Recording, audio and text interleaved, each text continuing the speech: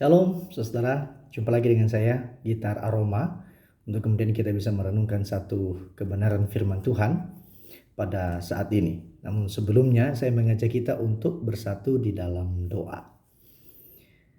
Ya Tuhan kami yang memperkenalkan diri di dalam Yesus Kristus, kami datang memohon cinta kasih daripada Tuhan untuk membela dan memperhatikan setiap kami. Kami mau merenungkan firman-Mu, kiranya Engkau yang menolong kami, membuka pikiran dan hati kami supaya kami mengerti akan kebenaran firman Tuhan. Tolong kami Bapa, di dalam nama Yesus Kristus kami berdoa. Amin. Saudara, kita akan merenungkan satu bagian daripada firman Tuhan dari Rut pasal yang pertama, ayat yang ke-7 sampai ayat yang ke-17. Dan saya tidak akan membaca secara menyeluruh, tetapi pada bagian terakhir saya akan bacakan kepada kita. Mulai dari ayat yang ke-11 sampai ayat yang ke-17. Tetapi Naomi berkata, "Pulanglah anak-anakku, mengapakah kamu turut dengan aku? Bukankah tidak akan ada lagi anak laki-laki yang kulahirkan untuk dijadikan suamimu nanti?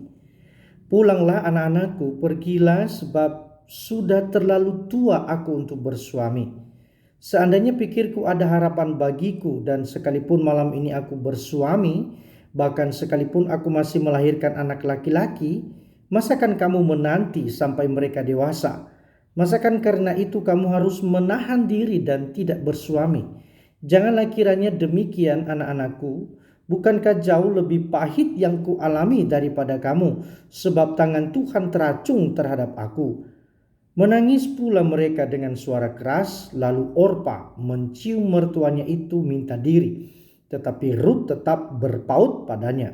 Berkatalah Naomi, "Telah pulang iparmu kepada bangsanya dan kepada para allahnya. Pulanglah mengikuti iparmu itu." Tetapi kata Rut, "Janganlah desak aku meninggalkan engkau dan pulang dengan tidak mengikuti engkau. Sebab kemana engkau pergi, ke situ juga aku pergi. Dan di mana engkau bermalam, di situ pula lah aku bermalam. Bangsamu lah bangsaku, dan Allahmu lah Allahku. Di mana engkau mati, aku pun mati di sana, dan di sanalah aku dikuburkan. Beginilah kiranya Tuhan menghukum aku, bahkan lebih lagi daripada itu, jikalau sesuatu apapun memisahkan aku dari engkau selain daripada maut." Saudara, satu bagian yang akan kita pikirkan pada saat ini. Nah, saudara membaca atau memikirkan kitab daripada Rut ini, pada pembacaan yang sederhana dan tidak teliti, maka bagian ini akan mendorong kita untuk sampai pada satu taraf, yaitu moral, yang sebagian orang kemudian melihatnya pada sikap Rut yang berpaut kepada Naomi sampai pada akhir hidupnya. Bahwa orang akan mengajarkan demikianlah seorang menantu. Bagaimana sikap seorang menantu kepada mertua, tetap setia. Dan kemudian kita akan mendengarkan dorongan-dorongan motivasi untuk para menantu itu setia kepada mertuanya. Para menantu itu harus seperti Rut itu bersikap kepada Naomi. Saudara-saudara, pembacaan yang seperti itu adalah pembacaan yang sederhana dan tidak menguliti atau tidak memikirkan secara dalam bagian ini dengan serius, saudara. Karena sebetulnya bagian ini menyingkapkan sesuatu yang sangat besar kepada setiap kita. Bagaimana kemudian Rut itu menjadi sosok yang sangat penting di dalam melihat kehadiran kerajaan Daud, yang kemudian nanti kita akan melihatnya, saudara, merujuk kepada Kristus Yesus. Maka pembacaan yang detail dan serius dan sungguh-sungguh dalam bagian ini, kita akan dibawa kepada satu konsep, yaitu apa? Tentang konsep kesetiaan Allah. Saudara, kesetiaan Allah di dalam bagian ini sebetulnya kita bisa melihatnya, membandingkan dari kitab sebelumnya. Saudara, kitab sebelumnya itu tentang hakim-hakim. Saudara, tentang hakim-hakim itu satu poin yang ingin dimaksudkan sebetulnya, bahwa Allah sedang menunjukkan murkanya kepada Israel. Sekali lagi saudara, kitab hakim-hakim itu menunjukkan kepada kita bahwa Allah sedang menunjukkan murkanya kepada orang Israel. Tidak ada pemimpin di sana. Rasanya tidak ada kasih karunia daripada Allah. Oleh karena apa? Di dalam Hakim-Hakim pasal yang ke-21 ayat yang ke-25 itu penting sekali untuk kemudian kita bisa memperhatikan bagaimana keadaan orang Israel itu saudara. Dikatakan di sana, pada zaman itu tidak ada raja di antara orang Israel. Ketiadaan raja sebetulnya di dalam perjanjian lama saudara itu manifestasi dari ketiadaan Allah. Ketiadaan Allah yang saya maksudkan dalam bagian ini saudara, Allah rasanya sudah tidak peduli dengan orang Israel. Dan ketiadaan kepedulian Allah kepada orang Israel saudara, itu diejawantahkan, dijelaskan. Setiap orang berbuat apa yang benar menurut pandangannya sendiri. Satu kondisi yang amat serius. Bagaimana kemudian orang itu bertindak menurut apa yang ia pandang baik. Saudara, manusia berdosa sebetulnya tidak akan mungkin mampu berpandangan benar, berpandangan baik di hadapan Allah. Tetapi karena kondisi inilah, ketiadaan kasih karunia itu saudara, maka dimungkinkan untuk setiap orang itu bertindak, berbuat seperti apa yang ia pandang baik. Satu kondisi yang amat miris, satu kondisi yang amat menyedihkan. Nah, tetapi perhatikan saudara, justru di kitab Rut ini kita melihat bagaimana kesetiaan Allah, kepenuhan perhatian daripada Allah kepada umat kesayangannya Israel itu jelas, terang, dan kita temukan di dalam kitab Rut ini. Perhatikan saudara, di tengahrai konteks di mana tidak ada pemimpin, maka ayat yang pertama daripada Rut itu dikatakan, pada zaman para hakim memerintah ada kelaparan di tanah Israel.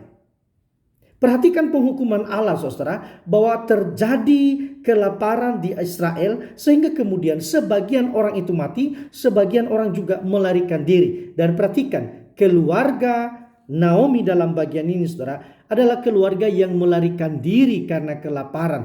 Ia ingin bertahan hidup, ia ingin mendapatkan sesuatu yang baik dengan pergi apa saudara? Dengan pergi ke satu daerah, yaitu daerah Moab. Dan di sana dikatakan saudara, sikap keluarga Naomi yang kita sebut sebagai, yang disebutkan sebagai Elimelek itu saudara, sikap yang hanya untuk bertahan hidup. Survival, bagaimana bertahan hidup saja, itu saja ya. Dan dikatakan saudara, mereka bertahan ya, pergi dari Bethlehem yang kota roti Yehuda beserta istrinya, kedua anaknya laki-laki daerah Moab, untuk menetap di sana sebagai orang asing. Yang penting mereka makan. Saudara, membaca Rut ini pada awalnya saudara, sekali lagi kita melihat sebuah tragedi yang amat menyedihkan. Satu keluarga, seorang ayah membawa istrinya, membawa anak-anaknya saudara. Elimelek membawa dua anaknya saudara, menetap di Bethlehem. Dan apa yang terjadi? Saudara, sekian lama mereka ada di Bethlehem, terjadilah peristiwa yang sangat memedihkan itu. Bukan saja kelaparan di tanah roti, bukan saja kelaparan yang ada di tanah Bethlehem itu saudara, tetapi menimpa keluarga ini. Elimelek meninggal dan dua anaknya itu meninggal dunia di tanah Moab. Sementara saudara meninggalkan 3 orang perempuan, Naomi, Rut, dan Orpa. Saudara, ini bicara tentang apa? 3 perempuan ini adalah 3 perempuan yang ditinggalkan. 3 perempuan yang tidak ada pelindung. 3 perempuan yang tidak ada orang yang mampu menyelamatkan mereka. Ketika janda itu disebutkan dalam Alkitab saudara, maka pembela mereka itu tidak lain kecuali daripada Allah. Dan di sini kita melihat saudara, kitab Rut ini menegaskan tentang kasih setia Allah kepada orang yang tidak dipedulikan oleh manusia. Singkat cerita saudara, ketika kemudian dikatakan di sana bahwa keluarga Naomi ini mengalami masa sulit, Bahkan ia sebutkan di dalam ayat yang telah kita baca tadi, saudara, di dalam ayat yang ke-13, bahwa Naomi mendefinisikan Allah, menduga Allah telah berbuat curang, Allah telah berlaku tidak adil kepada dia. Bahkan Allah itu bangkit, tangan Tuhan teracung kepada Naomi. Dan dikatakan saudara, keadaannya itu pahit. Pahitnya apa? Kelaparan, kehilangan suami, kehilangan anak. Sekarang ada dua perempuan yang bukan orang Israel, yaitu Moab, saudara, bersama-sama dengan dia. Bagaimana membela hidup? Bagaimana mempertahankan kehidupan yang seperti ini? Saudara-saudara yang dikasihi oleh Tuhan, di dalam bagian ini sekali lagi kita melihat bagaimana kesetiaan Allah itu dijelaskan, diterangkan kepada setiap kita. Ketika Naomi berpikir bahwa hidupnya pahit, ketika Naomi berpikir bahwa tangan Tuhan sudah teracung kepada dia, bahwa bahkan ia melihat dirinya, saudara ya. Kalau kemudian nanti kita membaca pada teks-teks berikutnya, Naomi itu mengasihi dirinya dengan berkata, jangan panggil aku lagi Naomi, jangan panggil aku lagi Naomi, karena Naomi itu terlalu bagus untukku, terlalu manis untuk disebutkan kepadaku. Tetapi panggillah aku Mara, sesuatu yang pahit, sesuatu yang sulit, sesuatu yang ketika orang mendengar itu, orang akan melihat kasihan sekali hidup orang itu. Bayangkan keadaan itu, saudara. Tetapi hidup ini, saudara, tidak bicara soal tragedi melulu, tetapi kita akan melihat bagaimana kemenangan Allah itu dinyatakan melalui kehidupan Naomi dan Ruth secara khusus. Saudara-saudara, ketika kemudian keadaan luka itu semakin menganga di dalam kehidupan Naomi, maka ia memerintahkan dua menantunya itu untuk pergi, untuk meninggalkan dia. Oleh kenapa? Sudah tidak ada harapan lagi. Ya, tidak mungkin aku akan memberikan keturunan kepadamu. Bahkan ketika dia berkata, saudara, ini kalimat yang sangat miris. Kalaupun aku menikah malam hari ini dan kemudian aku mendapatkan anak, lalu bagaimana mungkin engkau menantikan anak itu lalu kemudian akan bersuami? Kamu akan bersuami dan bersuami dengan anak yang baru saja saya lahirkan ini. Itu sesuatu yang tidak mungkin. Lebih baik kamu pergi, kamu tinggalkan aku, dan biarlah aku kembali ke kampungku, ke kampung halamanku, dan kemudian mencari kehidupan di sana. Siapa tahu saya bisa hidup. Gambarannya begitu, saudara. Tetapi perhatikan, saudara, bagaimana intervensi, bagaimana kepedulian perhatian Allah kepada Naomi ini, bahkan secara khusus itu nanti kepada Ruth itu dijelaskan dengan terang. Orpa yang sama-sama Moab, saudara, mencium Naomi, lalu kemudian apa? Meninggalkan Naomi. Dia terpengaruh dengan satu kalimat daripada Naomi, yaitu soal bersuami. Memang kita tidak menemukan hal itu, saudara. Kita tidak menemukan apakah kemudian Orpa ini bersuami. Tetapi dari kalimat-kalimat yang diungkapkan oleh Naomi kepada dua menantu ini, saudara, kental soal bersuami. Saya bacakan, saudara. Ayat yang ke-12. Alasan Naomi menyuruh pulang ini karena alasan bersuami. Pulanglah anak-anakku, pergilah, sebab sudah terlalu tua aku untuk bersuami. Itu yang pertama. Terlalu tua untuk aku bersuami. Kenapa kemudian Naomi berkata ini? Supaya nanti dia akan menjelaskan bahwa tidak mungkin engkau akan bersuami. Kenapa bersuami, saudara? Karena ini bicara soal pelindung. Ya, jadi Orpa juga menyadari bahwa kalau dia akan bersama-sama dengan Naomi, saudara, maka tidak ada pelindung baginya. Tetapi Ruth itu melihat secara berbeda, saudara. Ya, Ruth itu melihat bukan soal bersuami, tetapi dia bicara tentang kesetiaan Allah nantinya. Nah, kita perhatikan, saudara, ketika Orpa mendengarkan kalimat Naomi, lalu kemudian Orpa mencium mertuanya dan kemudian meninggalkan dan kembali kepada kampungnya, kepada bangsanya. Bagaimana dengan Ruth? Saudara-saudara, perhatikan kalimat daripada Ruth ini memiliki kedalaman yang amat serius. Yang saya pikir ini merupakan ekspresi daripada kasih setia Allah yang sedang diterangkan, yang sedang dijelaskan oleh kitab Ruth ini. Perhatikan apa kata Ruth, saudara. Ketika Naomi itu mendesak, pulanglah, pulanglah, pulanglah. Tidak ada pelindung dariku. Saya tidak mungkin akan bersuami lagi dan tidak mungkin punya anak. Dan kamu tidak akan pelindung. Tidak ada, kamu masuk kepada daerah yang kamu tidak tahu. Ini bangsaku, saya tahu karakternya. Ini orang-orangku, saya tahu siapa orang-orang yang ada di sekitar saya. Pulanglah. Dan apa yang dikatakan oleh Ruth, saudara, di ayat yang ke-16. Janganlah engkau desak aku meninggalkan engkau, dan pulang tidak mengikuti engkau. Perhatikan kalimat daripada Ruth, saudara ya. Sebab kemana engkau pergi, ke situlah aku pergi. Di mana engkau bermalam, di situ juga aku bermalam. Bangsamu adalah bangsaku. Saudara, perhatikan intensitas ini, saudara ya. Ya. Kemana engkau pergi, ke situ aku pergi. Itu pada level pertama. Pada level kedua, kemana engkau bermalam, aku bermalam. Kemana bangsamu, itu bangsaku. Level ketiga. Yang keempat, saudara, Allahmu dan Allahku. Ini bicara tentang iman. Ya, bagaimana Ruth bisa berkata demikian, saudara? Bagaimana dia bicara tentang Allah? Bagaimana dia bicara tentang kepemilikan Allah di dalam kehidupan Naomi? Saudara, memang kita tidak tahu. Beberapa orang menafsirkan, ya ini menjadi seperti Valua Goroisa, ya, meresponi bagian ini bahwa Ruth itu berefleksi tentang kehidupan Naomi. Saudara, itu sah.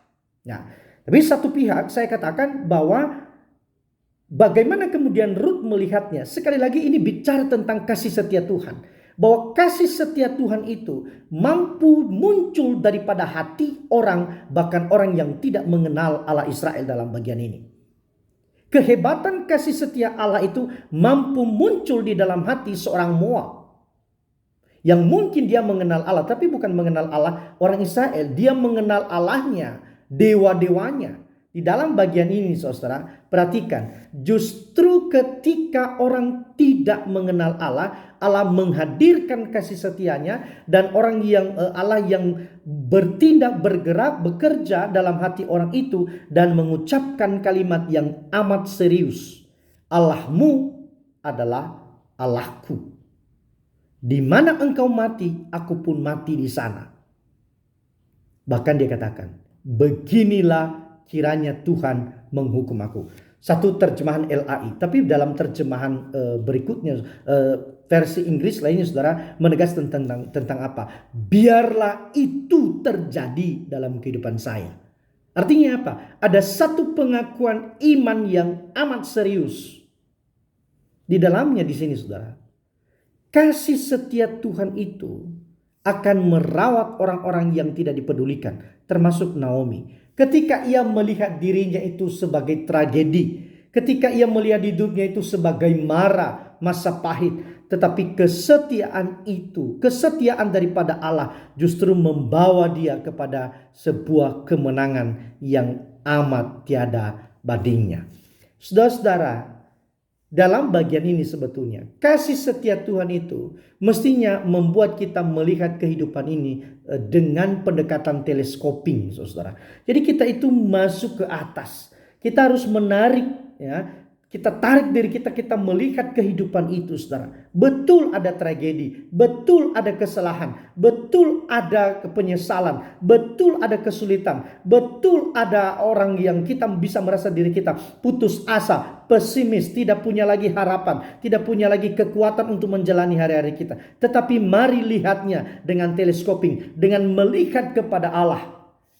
Kehadiran Allah, saudara, dijelaskan melalui kehadiran Ruth dalam kehidupan Naomi. Bahwa ia setia, ia terus bersama-sama dengan Naomi. Dan perhatikan, saudara, ketika Naomi melihat dirinya itu sebagai mara, tetapi ketika kita membaca pada akhirnya, saudara, di Rut pasal yang keempat itu, kita melihat di sana, ya, di dalam ayat yang ke-18, ya, ayat yang ke-17. Dan tetangga-tetangga perempuan memberi nama kepada anak itu, katanya, pada Naomi telah lahir seorang anak laki-laki. Lalu mereka menyebut namanya Obed.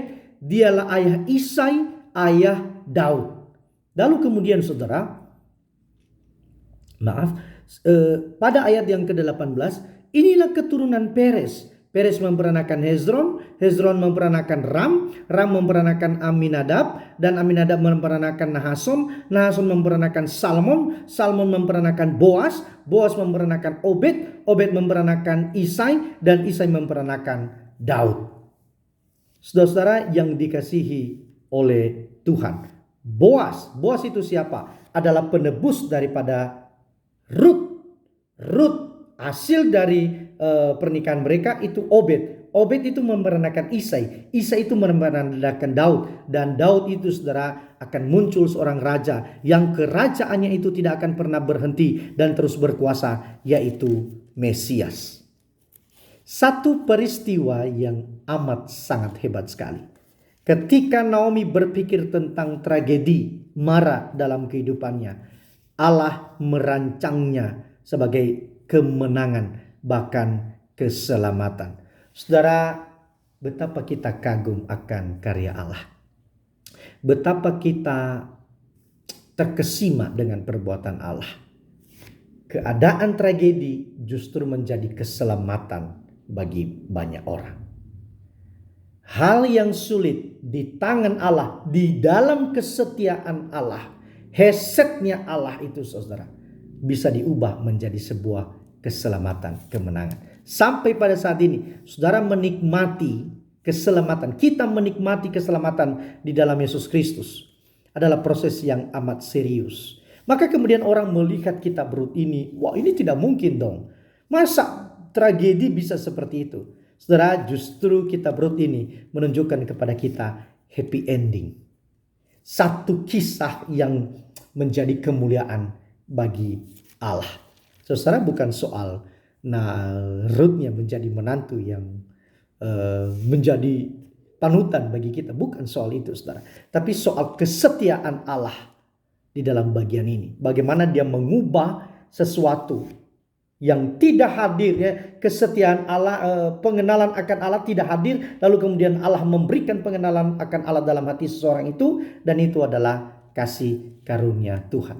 Maka tidak ada cara lain dari kita saudara, selain daripada apa? Selain daripada menikmati, memuji, mengucap syukur, menyerahkan hidup kita ini secara total kepada Allah.